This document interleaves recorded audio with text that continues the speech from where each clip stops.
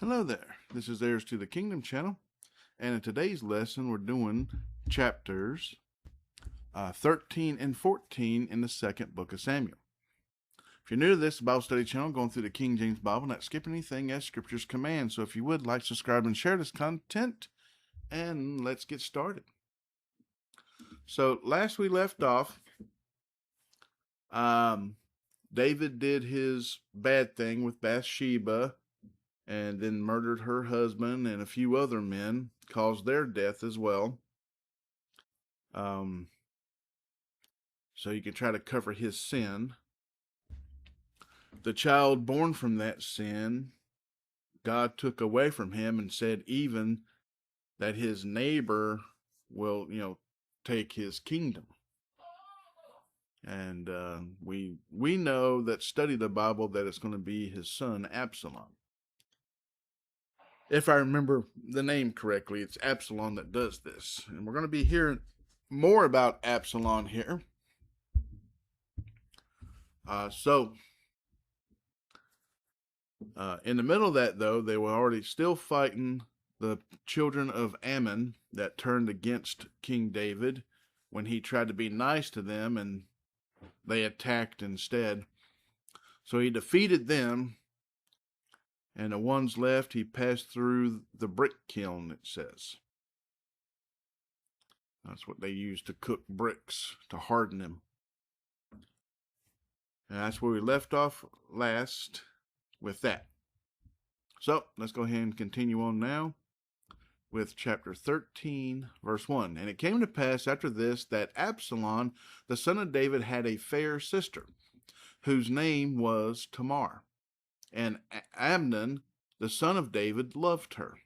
And Amnon was so vexed that he fell sick for his sister Tamar.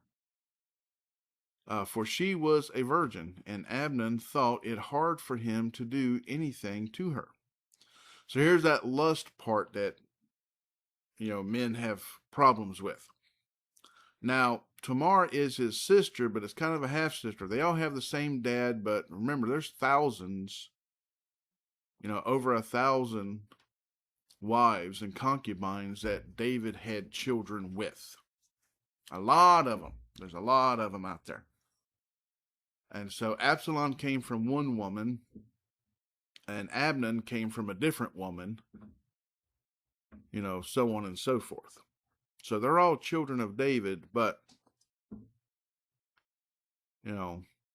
this is the problem with the lustful sin of men. It has them do the dumbest things at times. Let's continue on here, verse 3.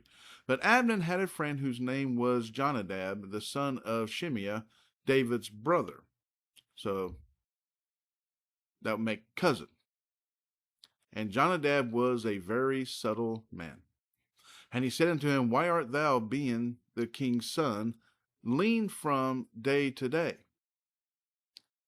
Wilt thou not tell me? And Amnon said unto him, I love Tamar, my brother Absalom's sister.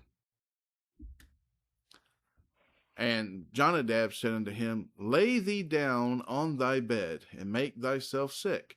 And when thy father cometh to see thee, say unto him, I pray thee, let my sister Tamar come, and give me meat, and dress the meat in my sight, that I may see it and eat it at her hand. So Amnon lay down and made himself sick, and when the king was come to see him, Amnon said unto the king, I pray thee, let Tamar my sister come and take me a couple of cakes in my sight, that I may eat at her hand. Then David sent home to Tamar, saying, Go now to thy brother Amnon's house, and dress his meat. So, of course, we know the word meat here means food. It's not really talking about, we use the word meat today to mean part of an animal or something of that nature. This is not what they mean this as. They actually say, what part of an animal they use for food. Meat's just, regular food like bread and stuff. But here, Amnon has his own house. It's not a room in the king's house. He has his own house. And There's not going to be enough room in the king's house for all these people and all these children. That's just, you're looking at a skyscraper building that they had no ability to build. But let's continue on. King Solomon had more, but let's continue on here. Also, when you think about King Solomon, he's the descendant of David. So you got all these children from David, and then all these thousands and thousands of children from King Solomon. And so descendants of David were scattered throughout all the land. But first, so Tamar went to her brother Amnon's house, and he was laid down, and she took flour and kneaded it and made cakes in his sight and did bake the cakes. And she took a pan and poured them out before him. But he refused to eat. And Abner said, Have out all men from me. And they went out every man from him. And Abner said unto Tamar, Bring the meat into the chamber, that I may eat of thine hand. And Tamar took the cakes which she had made, and brought them into the chamber to Abner her brother. So this girl has no idea that of the deceitfulness and the wickedness in the mind of her brother. She's not thinking anything of it. She's like, well, this is my brother. No big deal. But verse 11, and when she had brought them unto him to eat, he took hold of her and said unto her, Come lie with me, my sister. And she answered, saying, Nay, my brother, do not force me, for no such thing ought to be done in Israel. Do not thou this folly. And I, whither shall I cause my shame to go? And as for thee, thou shalt be as one of the fools in Israel. Now therefore I pray thee, speak unto the king, for he will not withhold me from thee. So she's not against him being with him. It's just, no, hey, just do it the right way. If you want me to wife, then make me a wife. But yeah, we hear about this Abner person and how he's actually quite evil. He does not have the Lord in his heart whatsoever. Verse 14, howbeit he would not hearken unto her voice, but being stronger than she, forced her and lay with her. Then Abner hated her exceedingly, so that the hatred wherewith he hated her was greater than the love wherewith he had loved her. And Abner said unto her, Arise, be gone. So pretty much he got what he wanted. And then he despised her for it. Why? Because he laid with his sister. This is something that's not supposed to be done. They're supposed to be married to cousins, not to siblings. But, it still happened from time to time in areas and stuff, of course, because they got so many people all related in a small area. It did still happen from time to time. Like she said, she's like, speak to the king, speak to dad, if he'll give me to you as wife. Because the one thing is, it causes shame because, he took her virginity. Now she's not valuable. The thing that made her very valuable is gone, and he took it. And the one thing is, if this was to happen, then he had to honor her and have her as wife. But he hated her after this because he was just full of lust. He didn't know. A lot of men do this. They think lust and love is the same thing because they're physically attracted to somebody. That's not so. Lust is lust, love is love. And there's a difference, big difference. But a young man, a young boy doesn't understand this stuff at times because they mix the two up. But let's continue on here. Oh, if you have children that are boys and this, that, and the other, and girls, whatever else, remind them of this, that lust is not love. You can talk to them. You can educate them. They need to know this as soon as possible. That way they quit making bad decisions in life. Let's continue on here, 16. And she said unto him, There is no cause. This evil is sending me away is greater than the other that thou didst unto me. But he would not hearken unto her.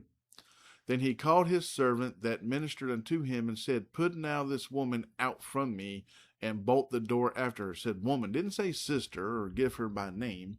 Said woman. 18. And she had a garment of diverse colors upon her, for with such robes were the king's daughters that were virgins apparelled. Then his servant brought her out and bolted the door after her. And Tamar put ashes on her head and rent her garment of divers colors that was on her, and laid her hand on her head and went on crying. So this automatically says everybody, she's mourning, grieving, and without the colors, she's not a virgin. So they're knowing something bad's happened to her. 20. And Absalom her brother said unto her, Hath Amnon thy brother been with thee? But hold now thy peace, my sister. He is thy brother. Regard not this thing. So Tamar remained desolate in her brother Absalom's house. But when King David heard of all these things, he was very wroth. And Absalom spake unto his brother Amnon, neither good nor bad, for Absalom hated Amnon, because he had forced his sister Tamar. And it came to pass after 2 full years that Absalom had sheep shearers in Baal Hazor, which is beside Ephraim, and Absalom invited all the king's sons. Now, so 2 years have passed by after this.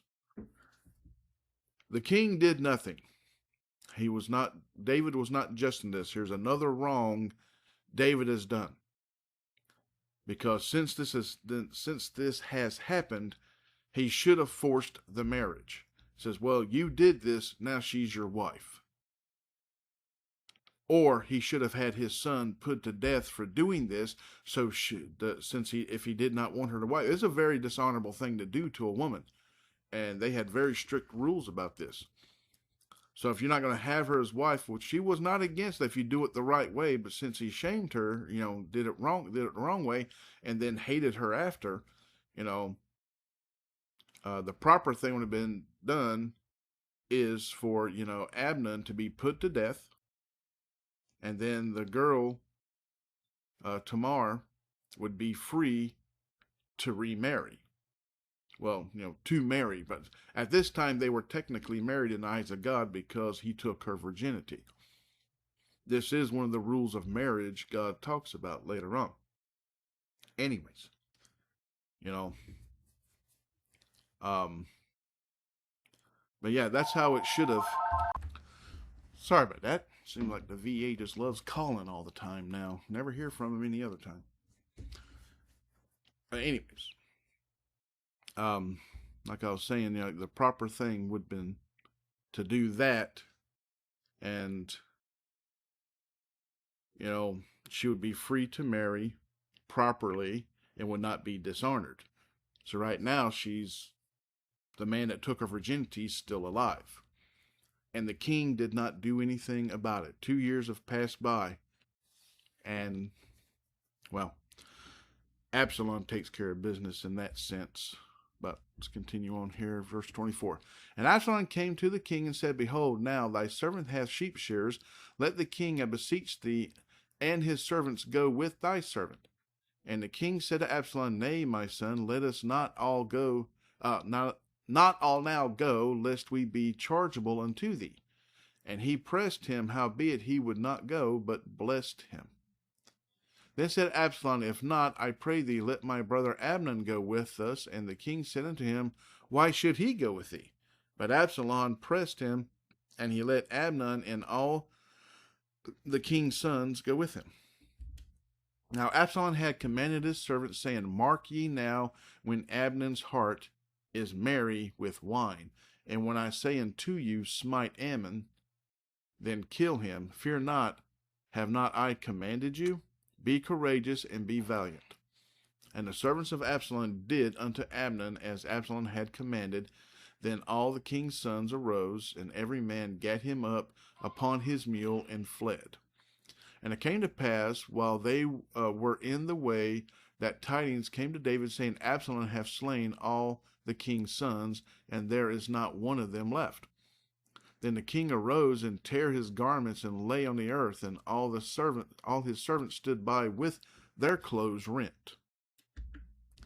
And Jonadab the son of Shimeah, David's brother, answered and said, Let not my lord suppose that they have slain all the young men, the king's sons, for Amnon only is dead.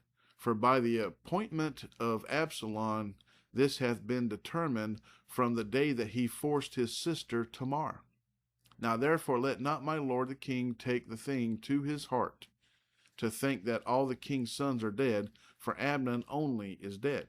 But Absalom fled, and the young man that kept the watch lifted up his eyes and looked, and behold, there came much people by the way of the hillside behind him. And Jonadab said unto the king, Behold, the king's sons come, as thy servant said, so it is. And it came to pass, as soon as he had made an end of speaking, that, behold, the king's sons came and lifted up their voice and wept, and the king also and all his servants wept very sore. But Absalom fled and went to Talmai, the son of Ammihud, king of Geshur, and David mourned for his son every day. So Absalom fled and went to Geshur, and was there 3 years. And the soul of King David longed to go forth unto Absalom, for he was comforted concerning Amnon, seeing he was dead. So David's kind of like okay with what happened to Amnon, but it was supposed to have been the king's decision. That a proper king, a proper ruler, knows that even his children, are not above the laws. The king himself isn't supposed to be above the law. He was supposed to have died also for adultery and murder. But God says no. He took that sin away from him. He still did the act, so he still deserved death under their law, but it didn't happen. And so ever since this time, David has not been the same. Something's corrupted David. David's heart has not been the same since. He's gotten weak. He's gotten unsure of himself type thing. But moving on from that, but yeah, this was what the king should have done to begin with 2 years prior. And Absalom wouldn't have done what he did and then fled away, because this changes Absalom as well. Let's continue on here. Chapter 14. Now Joab, the son of Zeruiah, perceived that the king's heart was toward Absalom. And Joab sent to Tekoa, and fetched thence a wise woman, and said unto her, I pray thee, feign thyself to be a mourner, and put on now mourning apparel, and anoint not thyself with oil, but be as a woman that had a long time mourned for the dead. And come to the king, and speak on this manner unto him. So Joab put the words in her mouth. And when the woman of Tekoa spake to the king, she fell on her face to the ground, and did obstinance, and said, Help, O king. And the king said unto her, What aileth thee? And she answered, I am indeed a widow woman, and mine husband is dead. And thy handmaid had 2 sons, and they 2 strove together in the field, and there was none to part them. But the one smote the other, and slew him. And behold, the whole family is risen against thine handmaid. And they said, Deliver him that smote his brother, that we may kill him for the life of his brother whom he slew.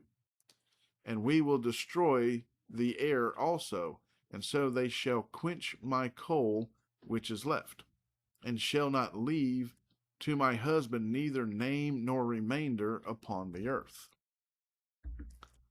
And the king said unto the woman, Go to thine house, and I will give charge concerning thee.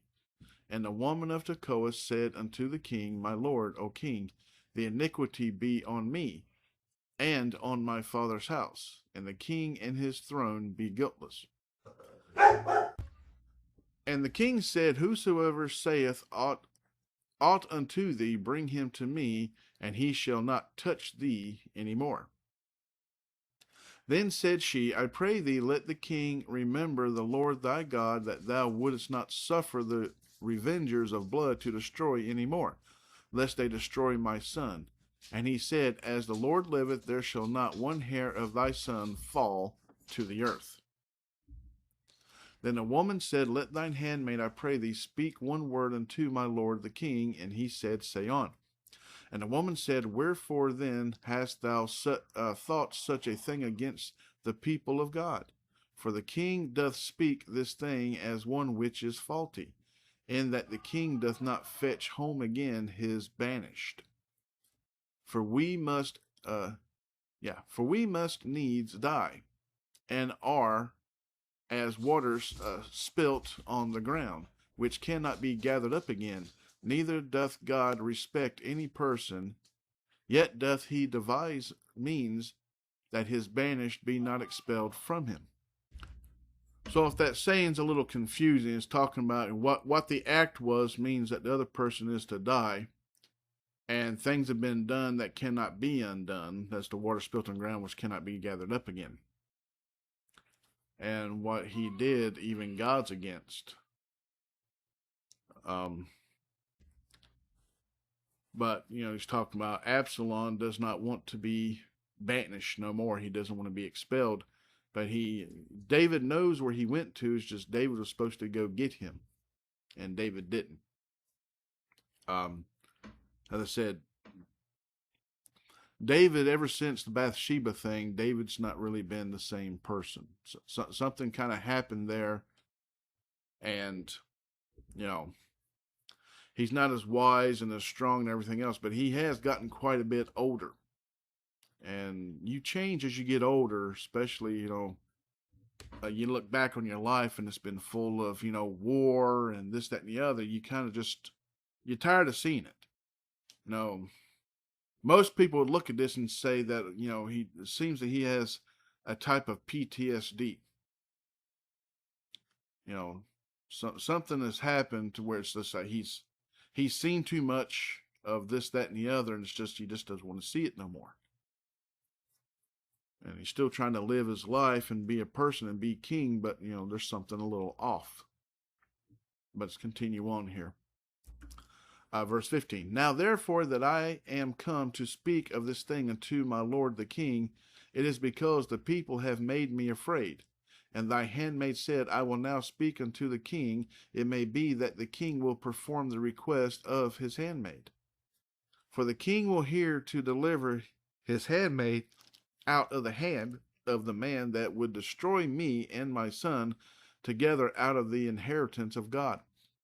Then thine handmaid said, The word of my lord the king shall now be comfortable. For as an angel of God, so is my lord the king to discern good and bad. Therefore the Lord thy God will be with thee. Then the king answered and said unto the woman, Hide not from me, I pray thee, the thing that I shall ask thee. And the woman said, Let my lord the king now speak. And the king says, Is not the hand of Joab with thee in all this? And the woman answered and said, As thy soul liveth, my lord the king, none can turn to the right hand or to the left from aught that my lord the king hath spoken.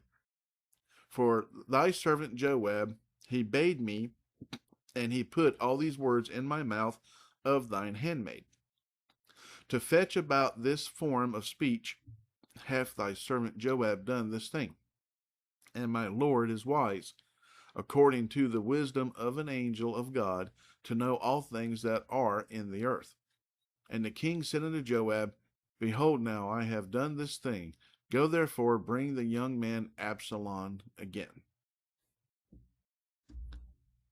And Joab fell to the ground on his face and bowed himself and thanked the king. And Joab said, Today thy servant knoweth that I have found grace in thy sight, my lord, O king, in that the king hath fulfilled the request of his servant. So Joab arose and went to Geshur and brought Absalom to Jerusalem. And the king said, Let him turn to his own house, and let him not see my face. So Absalom returned to his own house and saw not the king's face. So David is still unhappy about this. It's like, Amnon, one of his sons, is dead at the hand of another son. And he's brought that son back. Says, You can come back, but don't approach me. So it's kind of like you're being disowned at the same time, but you've been allowed to come back. You know, what does this do? It makes somebody angry. Because Absalom sitting goes, why didn't you? Later on, we start finding out Absalom's going to be mad at King David. Says, why didn't you do something about it? For 2 years, you did nothing. Meanwhile, my sister, she's been taken, disrespected, her virginity removed, and so now she's looking at just being a concubine or something like that when her value is gone as a young girl, and you did nothing. It's like, the daughter meant nothing for what one of his sons did. About 25. But in all Israel there was none to be so much praised as Absalom for his beauty. From the sole of his foot even to the crown of his head there was no blemish in him. And when he polled his head, for it was at every year's end that he polled it, because the hair was heavy on him, therefore he polled it. He weighed the hair of his head at 200 shekels after the king's weight. Yeah, so this guy didn't cut his hair. Polled it means kind of like you put it up. So he'd have to undo his hair, clean it, wash it, and all this other stuff, do what he needed to do to it, and then kind of like put it back up. And they got those little sticks things. Like the Asians did this a lot. They use sticks and stuff, their chopsticks, whatever. And they would put it in certain areas and keep it up. That way it didn't hang down and get in the way. Whatever, you get the idea. But moving on, 27. But unto Absalom there were born 3 sons and 1 daughter, whose name was Tamar. She was a woman of a fair countenance. So Absalom dwelt 2 full years in Jerusalem and saw not the king's face. Therefore Absalom sent for Joab to have sent him to the king, but he would not come to him. And when he sent again the second time, he would not come. So now Joab's not coming to him. That's going to make somebody very angry when everybody's just, hey, I've been allowed to come back, but, what's going on? Verse 30. Therefore he said unto his servants, see Joab's field in near mine, and he hath barley there. Go and set it on fire. And Absalom's servant set the field on fire. Then Joab arose and came to Absalom unto his house, and said unto him, wherefore hath thy servant set my field on fire? And Absalom answered Joab, behold, I send unto thee, saying, come hither, that I may send thee to the king, to say, wherefore am I come from Geshur? It had been good for me to have been still there. Now therefore let me see the king's face, and if there be any iniquity in me, let him kill me. So this is the mentality of Absalom. So, hey, you didn't do what I wanted, so I'm going to burn your food. I'm going to get your attention in the extreme way. This is a lot of stuff of, people that are spoiled brats. This is their mentality. These are the sons of the king. These are princes in Israel. They've had servants. They've had this. They've had that their whole life. And, just because of their title. So,